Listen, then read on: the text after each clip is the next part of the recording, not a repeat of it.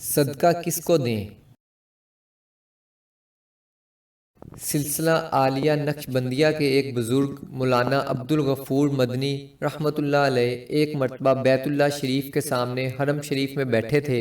ایک آدمی آیا اور آ کر کہنے لگا، حضرت یہاں بہت سے مانگنے والے ہوتے ہیں، کیا پتہ کون مستحق ہے اور کون مستحق نہیں ہے، کس کو دیں اور کس کو نہ دیں؟ تو حضرت نے فرمایا، یہ بتاؤ اللہ رب العزت کے تمہارے اوپر کتنے انعامات ہیں، کتنی نعمتیں ہیں، کیا تم ان سب نعمتوں کے مستحق تھے؟ کہنے لگا، نہیں حضرت، میری اوقات تو اتنی نہیں تھی، اللہ نے مجھے میری اوقات سے بڑھ کر دیا۔